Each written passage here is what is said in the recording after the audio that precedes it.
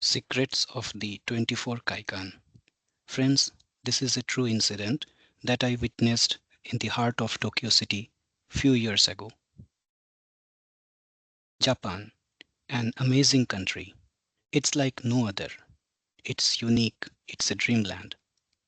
The strong cultural values of Japan stand high up in the global social arena. The politeness, the sincerity, the humble nature of people, the honesty, the traditions, simply out of this world.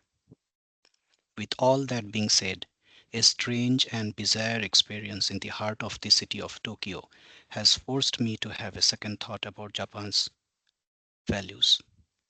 In this video, I am going to tell you about a bizarre experience I had in Tokyo a few years back when I visited Japan on an official trip. Tokyo, the city of lights, the city of love, the city of food, anime, and so on. The list is long. Amazing people, amazing places to visit.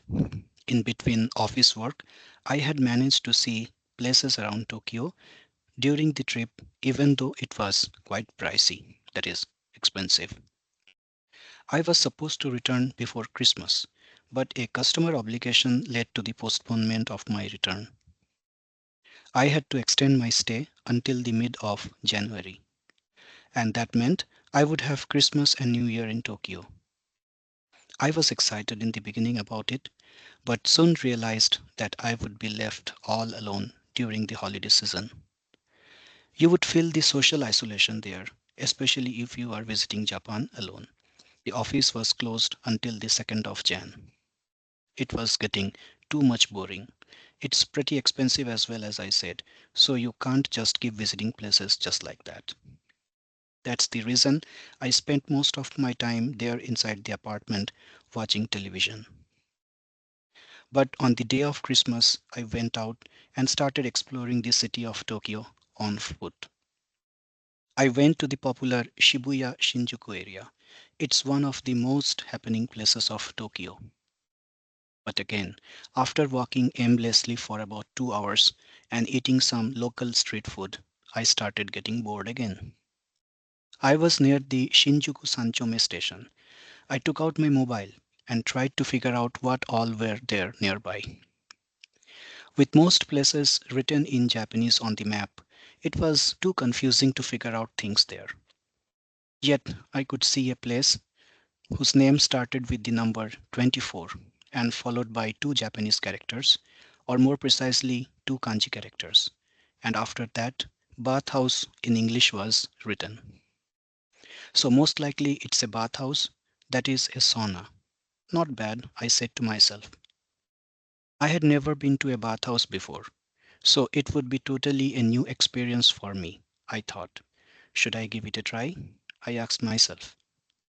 Also, the name indicated 24, so most likely it would stay open all 24 hours.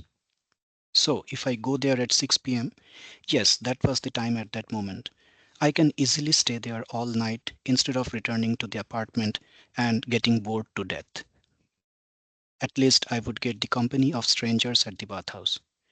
Without wasting any further time, I started walking towards the destination with the Google map in my hand.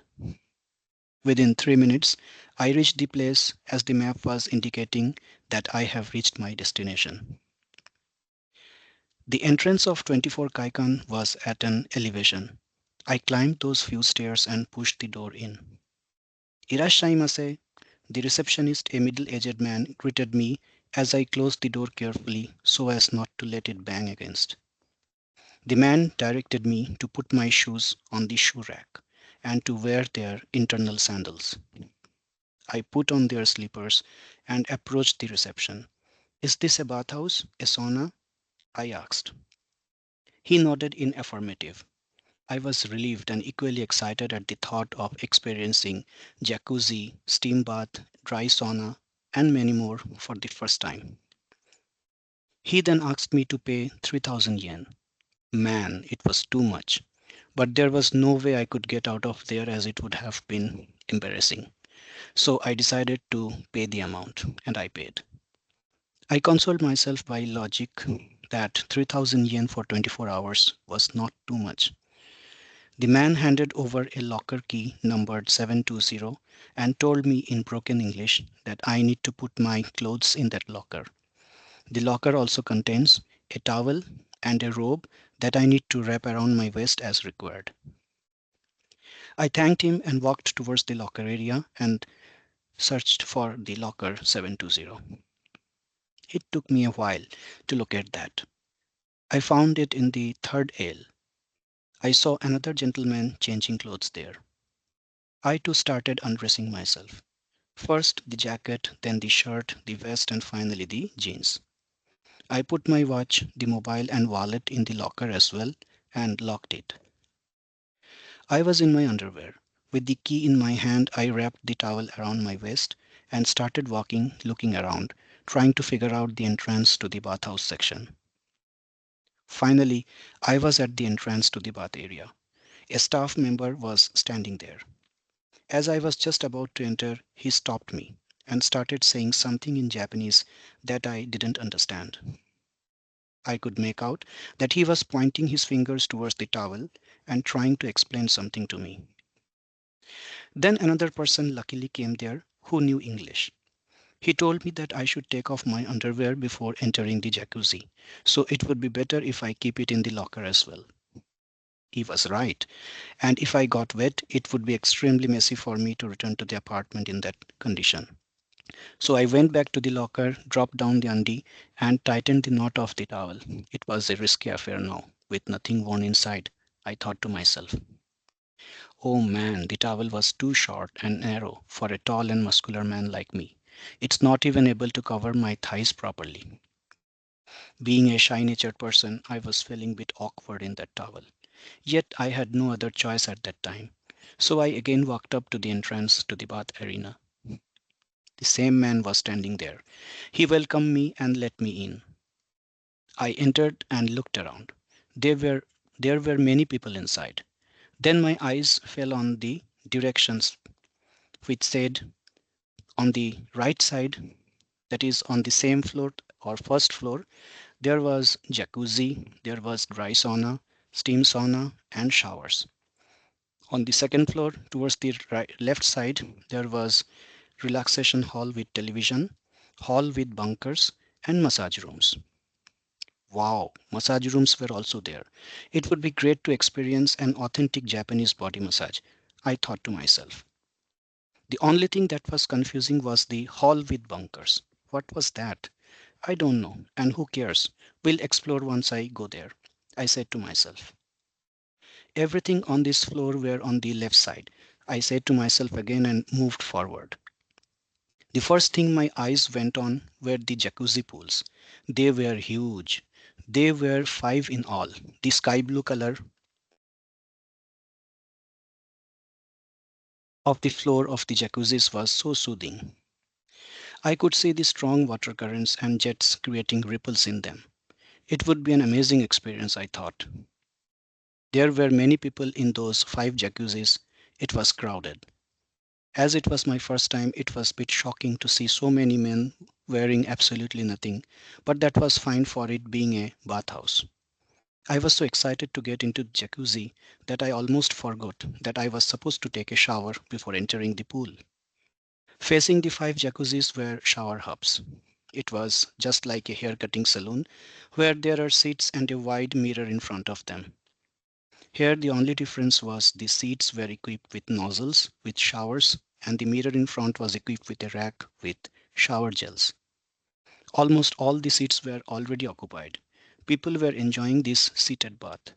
I was nervous as I would be required to remove my towel, which I never did earlier in public.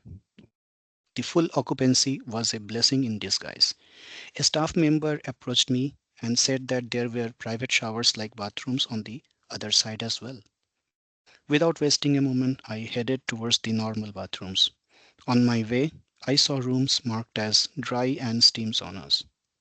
I will enjoy each one of these amenities, I said to myself and looked for the bathrooms. There they are. The bathrooms were placed adjacent to one another with common partitions between them in the tinted and translucent glass. There was no separation between adjacent rooms over the head and near the floor. That is, the partition was just a vertical separation, just like a partial wall. Some of the doors were closed and some were open. I entered one of the open ones. It was pretty big and nice. It was equipped with a overhead movable shower. Then there was a bottle of body wash and a hanger to hang the towel. I took off the towel from around my waist and hung it on one of the hooks on the hanger.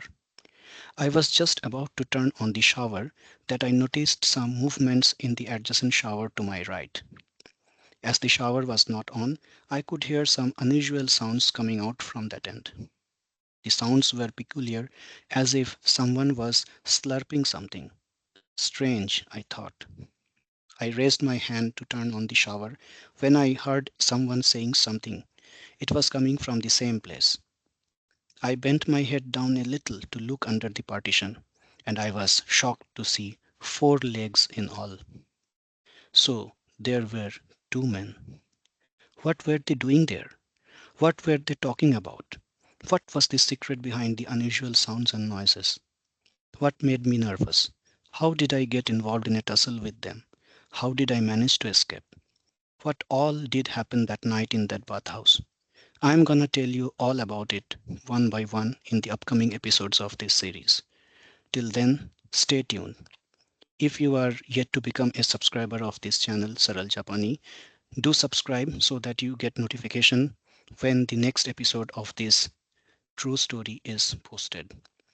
Our address is youtube.com/at Saral Japani. That's all for now. Thanks for watching this video. Stay tuned. Arigato gozaimasu. Mata imasho.